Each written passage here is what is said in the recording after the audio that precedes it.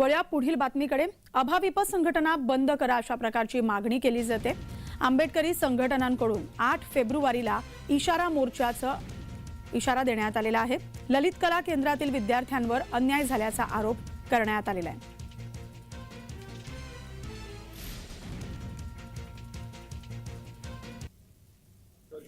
सावित्रीबाई फुले फुले विद्यापीठाच्या ललित कला केंद्रात राडा झाला होता आणि हे जे नाटक सादर करणारे विद्यार्थी आहेत त्यांच्यावर अन्याय झालाय असं आंबेडकरवादी संघटनांचं म्हणणं आहे। या ठिकाणी आपण पाहू शकतो की सगळ्या आंबेडकरवादी संघटना असतील किंवा राजकीय पक्ष असतील ते एकत्र येत त्यांनी आता एका मोर्चाचं आयोजन केलेलं आहे।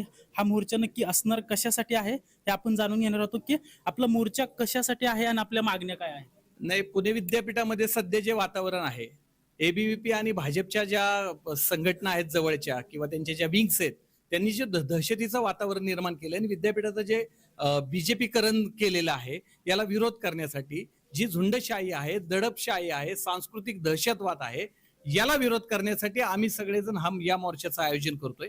हा इशारा मोर्चा आहे। आम्ही यांना इशारा देतोय की आपण अशा पद्धतीने परिवर्तनवादी चळवळीच्या विद्यार्थ्यांवर अथवा प्राध्यापकांवर जर हल्ले करणार असाल तर आम्ही यापुढे शांत बसणार नाही। आमची या मोर्चाच्या माध्यमातून स्पष्ट मागणी आहे की झुंडशाही करणाऱ्या आणि सांस्कृतिक दहशतवाद माजवणारी जी अखिल भारतीय विद्यार्थी परिषद आहे या परिषदेवर तात्काळ बंदी घालावी।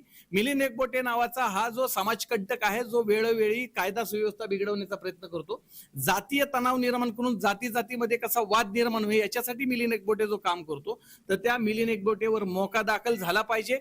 या विद्यार्थ्यांवर जे गुन्हे दाखल झालेत, प्राध्यापकांवर गुन्हे दाखल झालेत, त्यांना तत्काळ हे गुन्हे सगळे मागे घेतले पाहिजेत।